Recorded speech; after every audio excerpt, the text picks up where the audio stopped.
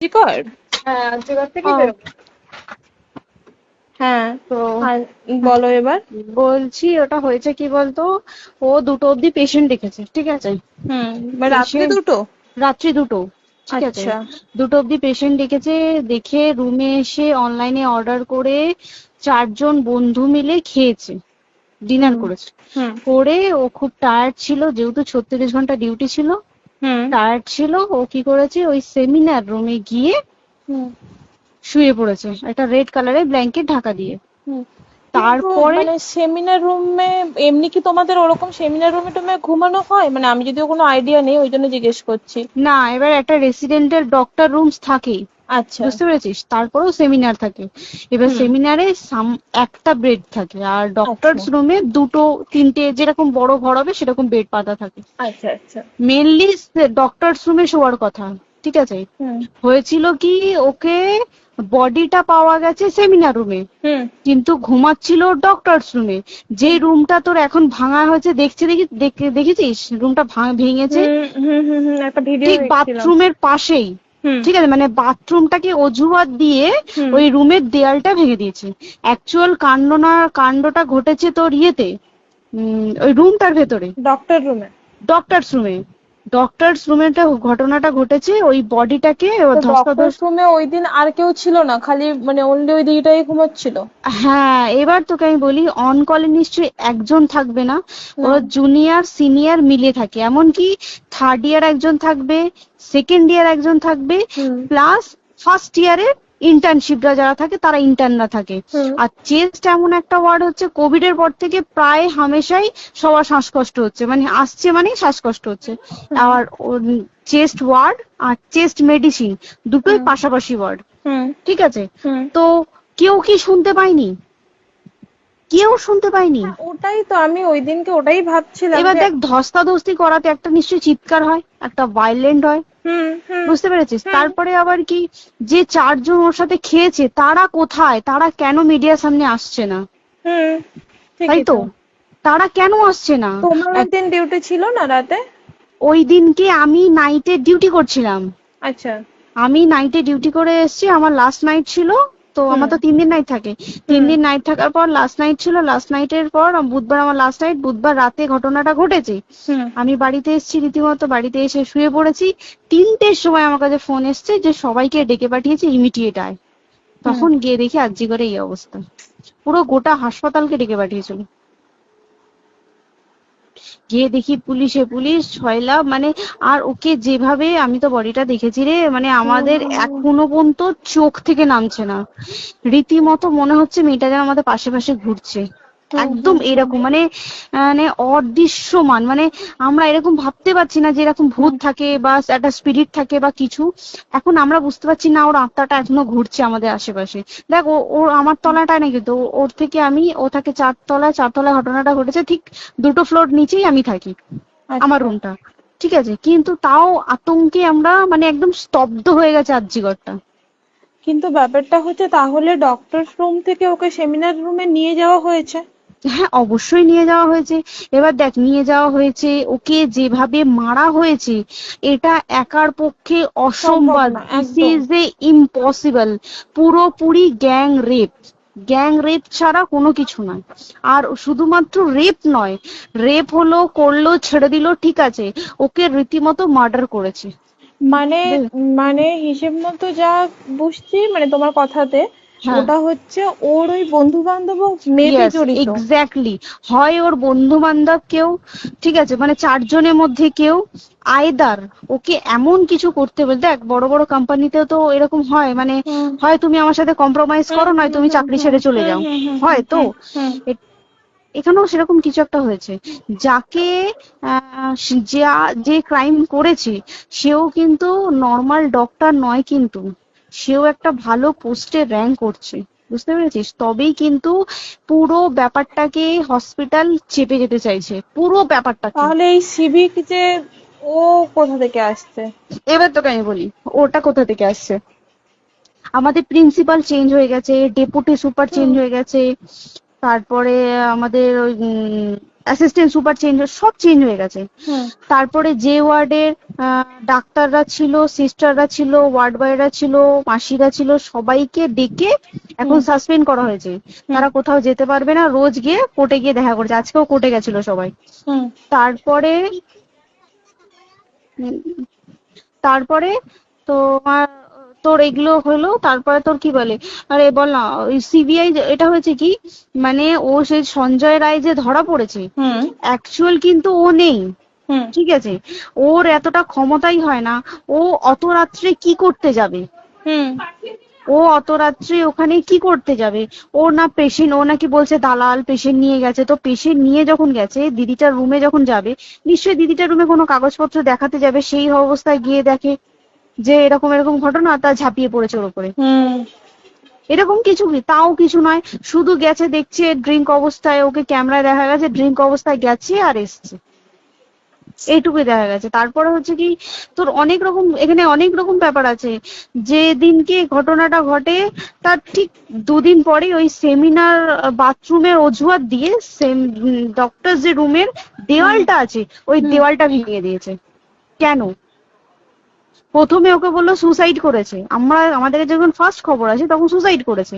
হুম তারপরে যখন হসপিটালে যাই তখন গিয়ে শুনছি নাকি না সুসাইড করেনি, এটা রেপ করেছে, রেপ করে মার্ডার করা হয়েছে।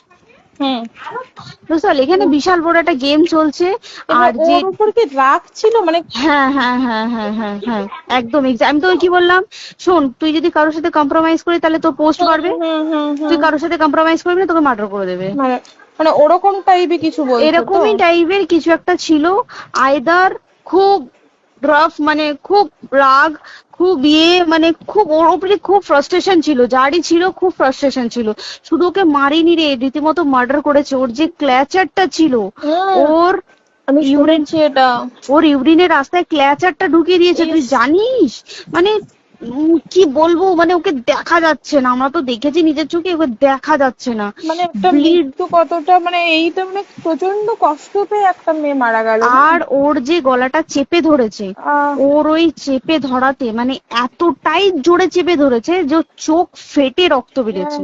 ছি, ছি, ছি। বুঝতে পেরেছিস? মানে মানে কি বলতো, যদি ধরা পড়ে না, উচিত মানে যারা এটার সঙ্গে দায়ী না আর এই ওদের। যে সিবিআইটা হয়েছে, সিবিআইটা একমাত্র আমাদের জোরেতেই সিবিআইটা এসছে। মানে হুম আমরা ওই সঞ্জয় রায় একার পক্ষে সম্ভব না এইসব। তারপরে পোস্টমর্টম রিপোর্টে তুই জানিস ওই আমাদের ভাজাইনা থেকে 150 গ্রাম স্পাম বেরিয়েছে। ইস, পোস্টমর্টম রিপোর্ট 150 গ্রাম স্পাম, মানে বুঝতে পারছিস? Hmm not a calculated, minimum minimum কম করে 6 থেকে 7 জন করেছে ওকে রেপ। ছি ছি ছি। ওই জন্যই তো আমরা এতটা বেশি ভাইলেন্ট হয়ে গেছি, বুঝতে পেরেছিস? আর তারপর আমাদের দেখো, একটা মেয়ে তার কাজের জায়গাতেই ছিল, এমনটা নয় যে রাস্তাঘাটে কোনো বিপদ, তার কাজের আরে জায়গাতেই সেফ নয়। শোন দেখ, বড় বড় কোম্পানিতে কি হয়, রুমের ভেতরে এগুলো হয়, মানে ধর রুমের ভেতরে হলো, যেমন কল সেন্টারে হয়, নাইট হুম শিফটে হুম হয়, হুম হুম। এইগুলো একসেপ্টেবল। বাট হসপিটাল হচ্ছে তো এমন একটা আরজি এরিয়া, করের মতো একটা, হ্যাঁ।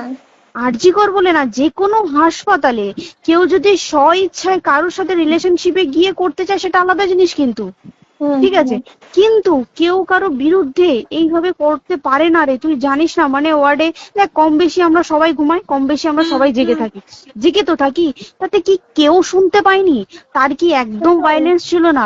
যদি কেউ না শুনতে পারে তাহলে ওর খাবারে কেউ কিছু মিশিয়েছিল, হুম তাই কি না? হুম হুম সেটাও পোস্টমর্টম রিপোর্টে মানে লিক করছে না, যে কেন খাবার খাবার ও তো খাবারটা খেয়েছিল, সেটা তো নিশ্চয়ই পেটেই ছিল, পেট থেকে তো বমি করে বের করে দেন, সেটা তো ফরেনসিক রিপোর্টে কিছু বলবে। হুম আর তুই জানিস না, দেনার দেন, মানে ধর পোস্টমর্টম রিপোর্ট আসতে 3 দিন সময় লাগে।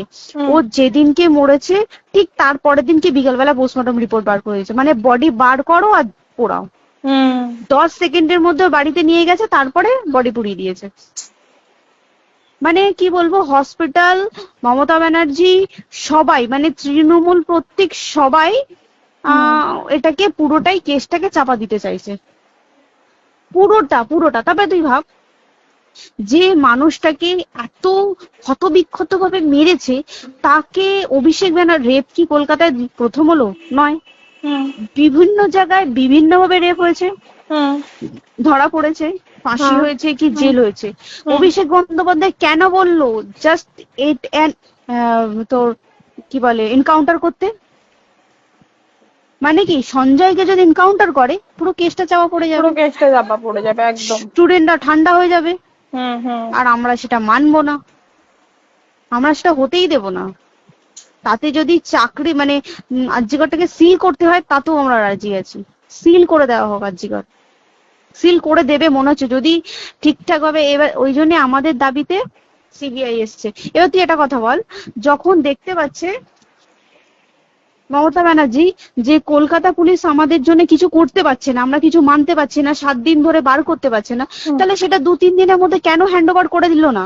হুম তাই তো। তাই কি না?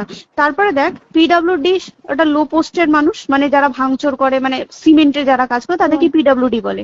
হুম এবার পিডব্লিউডির নিশ্চয়ই হায়ার অথরিটি থেকে অর্ডার এসছে তবেই ওরা গিয়ে ভেঙেছে।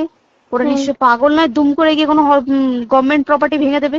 হুম অর্ডারটা কে পাস করলো যে এখনই চেস্ট ওয়ার্ডটাকে ভাঙতে হলো?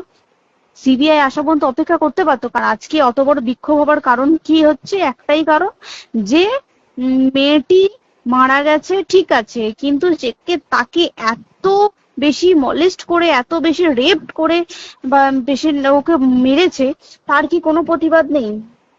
তুই কোথায় সেফ পাবি তুই আমাকে বল? তুই ধর চাকরি ছেড়ে আজকের সরকারি চাকরি ছেড়ে তুই প্রাইভেটে যাই, প্রাইভেটেও তো তাই একই কোথাও না অবস্থা, একদম একদম। প্রাইভেটেও একই অবস্থা। তুই কোনো চায়ের দোকান খুলে বসবি, অনারশিপে তুই বসলেও তাও এসে তো হাজার ছেলেরা থাকে, হুম হাজার ছেলেরা টিস করে, তুই কোথায় কি করবি? তাহলে আমাদের সেফটি কোথায়? আমাদের মুখ্যমন্ত্রী মমতা ব্যানার্জি সে একটা লেডি হয়ে তাহলে আমাদের কি সেফটি দিয়েছে? আমাদের কি লক্ষ্মী ভান্ডার দিলে this is a problem solve? পুরো মাসের আমাদের কি সব খরচা চলে যায় লক্ষ্মী ভান্ডারে? জানি না, আই ডোন্ট নো। মানে আমরা প্রচুর ক্ষেপে আছি, প্রচুর। মানে এর বিচার না চাওয়া পর্যন্ত তা তুই ঠিকই তো। ভেবে চল কি এটা সলভ হবে না। আমরা মানে বিচার আমি নিয়ে আমি কথা বলবো। 2 দিন ধরেই ভাবছিলাম তোমাকে ফোন করবো, কিন্তু মানে এটা ওটাতে হয়ে উঠছে না।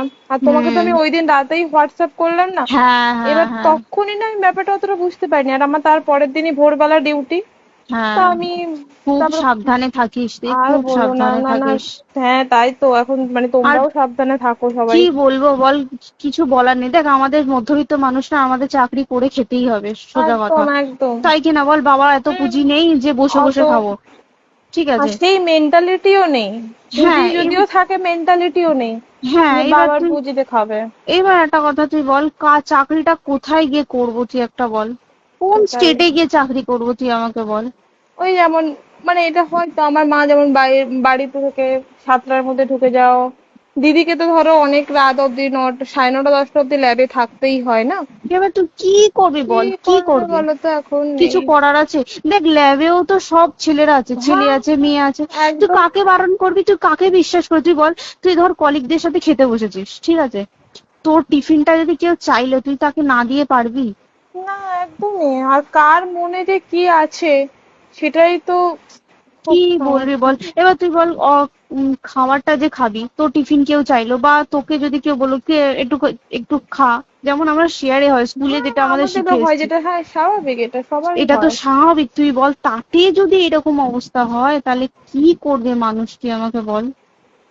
আজকেও তো তাই আমাদের দেখ না, 11টা থেকে আমাদের তোর ক্যান্ডেল দিয়ে হোয়াইট ড্রেস হুম। পরে সব শ্যামবাজারে এক কথা হবে। এখন আবার বৃষ্টি শুরু হয়েছে, কে জানে বৃষ্টি, কি প্রচুর বৃষ্টি শুরু হলো। কি হুম, হবে জানি না। ঠিক আছে গো, টাটা। হ্যাঁ হুম চল টাটা। হুম হুম হুম। হুম হুম।